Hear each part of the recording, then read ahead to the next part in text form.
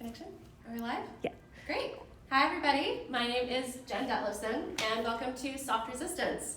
So this is an exhibition here at the Norfolk Arts Offsite Gallery, and let's do a little tour.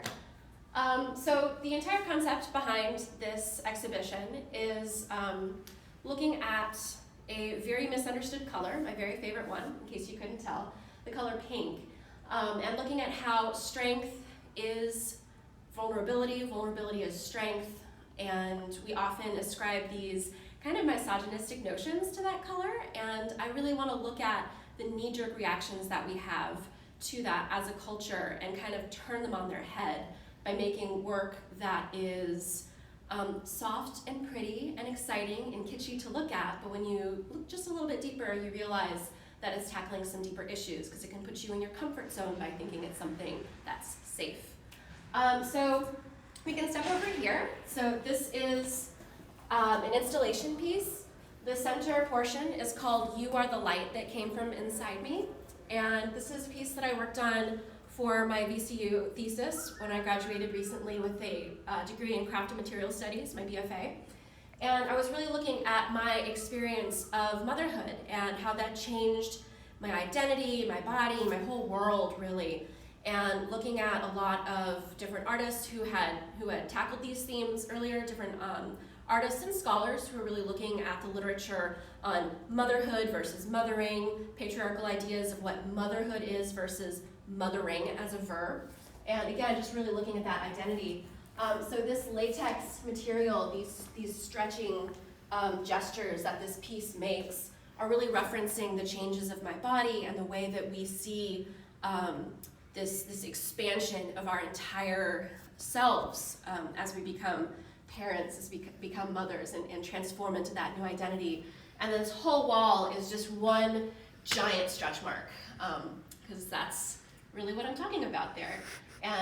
But it's a beautiful thing. So sometimes when I think about that concept, to me I'm realizing that the thing that made me the most vulnerable also gave me this incredible power and strength as a mother. And yeah, dressing that up with lots of pretty sparkly things so you can think deep thoughts.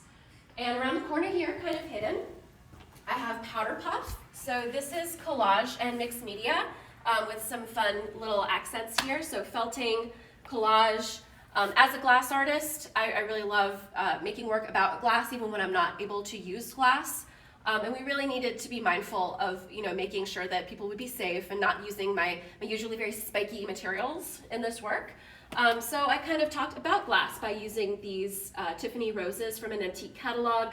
And so Powder Puff is really about this forced identity of softness as a mother, how you're supposed to change and become this very chaste and very soft creature when in fact sometimes you need to have hard edges, or you just do have hard edges, and nothing in having a child is going to change that. The space between us is a documentation of a performance that we did at the Chrysler Museum Glass Studio. So if you're watching this page, you're probably familiar with Third Thursdays. This one was from back in November. And so I'm a graduate of the assistantship. I did 1 year of wonderful adventure working with the team there. And this was really a dream come true to work with all these amazing artists, and they made my amazing pink, glorious neon glow dream come true. So this is available on the Chrysler Museum's web archive of Third Thursday videos, as well as my website if you want to check that out further. So that's the space between us. This piece here is called Pucker. And again, really looking at mixed media materials with a little bit of use of glass. If you can't see, they're all lips, so it's collage on board. I've been really playing with collage recently and enjoying that very kitschy, very home-based material. I really love the idea of using materials that are traditionally shunned by the fine craft community.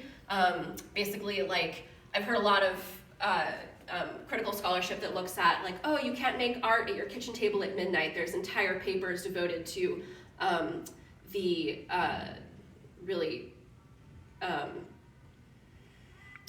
to how the professional and critical art world looks down on the craft artist or even the casual artist And I really like using basically materials you can find at Michael's and being able to make serious work with it and kind of refuting those ideas. So this piece here is called Glow. It's part of a series. There's 3 parts. This is minus the nipples because obviously we're in a family setting here. But it's really talking about the stretching and the longing and this. It's part of a series also that looks at my fetishization of the female breast in American culture and like why we are unable to be okay with the fact that the breast serves many purposes. Yeah, it's a lot of things to a lot of different people and stages in your life. This piece here, this triptych, is called Barrier. And this piece is about my experience going from being really a stay-at-home mom for 10 years while I was in a marriage and having all of this ability to just devote my entire life to my daughters and watching their development to being divorced and having to spend time away from them for the first time in my life and feeling this longing, this constant longing and a barrier that was never there before. And so glass is a barrier material, latex is a barrier material, and being able to talk about our barriers in society, especially right now when we're all separated from each other by glass, by latex, by masks. This really feels like it was a really strange time to have an exhibition up, but this is a show all about softness and touch and vulnerability, and we're all so vulnerable and we're also missing touch and being able to hug each other and be close to each other. So it really became pretty poignant for me. So here's another triptych of collage work. On the left here we have Pearlescent progeny, and I'm gonna go ahead and give you the names and then move out of the way so that we're doing that good social distancing, y'all. Here in the center is Pendulous, and then here on the right is Peekaboo, spelled with a P-E-A-K, as in you're reaching your peak. I love puns, I'm not gonna lie. So this is really looking at, for me, this work is helping me process my complete and utter fear of death. How we, as Americans in our culture, we tend to try not to think about death or look at death. Like, we don't kill our own animals that we eat. We make sure that no one talks about these difficult subjects. And for me, throwing all this kitsch on top of, obviously, hitting it right on the head, a skull, but there's also elements of meat and snakes, and anyway, take from it what you will. Pendulous, again, looking at the difference between what we are supposed to be in this idealized sense of motherhood versus the reality. And it's also looking at, there's an old fairy tale, Snow White and Rose Red, where this girl is supposedly rewarded for her goodness and virtue by having jewels fall from her mouth every time she speaks, which sounds great in theory until you try to have an intelligent conversation with someone and you're choking on rubies. I'm like, nah, I don't know if I want that. All right, and here on the right or left, Pearlescent progeny. Again, taking this juxtaposition of this ideal of motherhood versus these other images that are this ideal of femininity from pornographic magazines, and looking at how we're told that we have to be either both or neither or all of the things. And I really look at that when I'm studying what it means to be a mother and a woman and a partner and all of these different identities in one. This last thing is a special little extra tribute that we have here. So this is the gifting calendar from the Mega Cake, which is a project that the group Tidewater, the Piece of Cake Productions Collective, Arts Collective, which is a group of Tidewater burners. We built this massive structure for Burning Man in 2019, and I was the glass artist for that project. And this is a gifting, this is not a gifting zodiac. We had a gifting zodiac on the main chamber. Those panels have since been sent to our amazing donors. This is a smaller zodiac that we had on the top level, but I decided to make it into my own gifting station here. And gifting is one of the principles of Burning Man, the idea of giving freely without expectation of return. So the idea here, and people actually caught on to this, which is amazing, is you're supposed to find your zodiac and then leave a gift, or take a gift if you find one. No expectation, it's not take one, give one, we're not trading here. And people left all sorts of lovely things. Somebody left some feminine hygiene products, which is great. We should always have those available to us. Somebody left a key, somebody left a great Detective Pikachu card here. And then, and I think it was really great given the timing. Somebody left an immune packet, and this show opened right before everything closed down for social distancing and quarantine. So the fact that somebody gave this very valuable item of this immune booster is just, to me, a very lovely gesture. And right now, if the mall reopens and people are able to safely come in, there's stickers that were printed by the amazing Damon Samuels. So that's a little gift that you can come and grab for yourself if you like. And if you feel so inclined, you can leave something for the next visitor or just enjoy the principle of gifting. And that was, Burning Man, going to Burning Man is putting you into one of the harshest environments on the planet. There's enforced vulnerability. You have to be self-reliant, but you also have to understand how to rely on others when you're in that kind of a situation.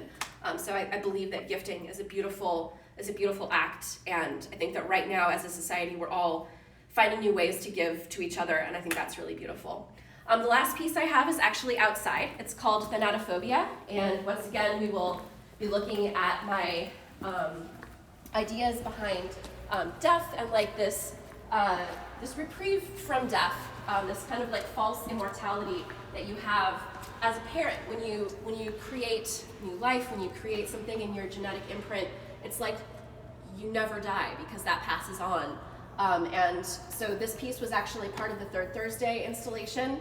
And in it, my daughter and I sat across from each other, and instead of looking at myself in a mirror vanity, I was looking at my reflection in her.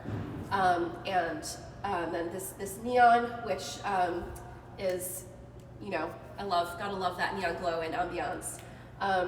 And yeah, so this is just a created environment, kind of a mini installation, if you will, something that we were able to do and kind of leave up in this lovely little space here.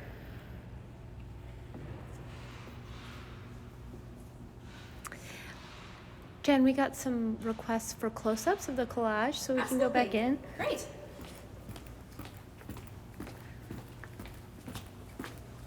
Was there a specific one? I think it was these.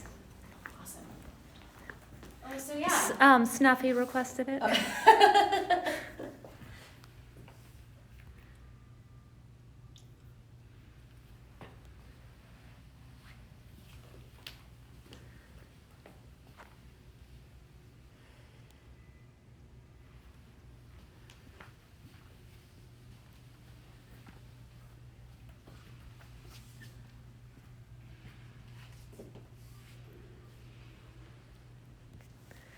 Great. Well, thank you so much to Neon Norfolk and Norfolk Arts, of course. Special shout out to my daughters, who are the reason that I even made this whole exhibition or make art in the first place, and my amazing partner, who was the most amazing install assistant. All this pink. Couldn't have done it without those three.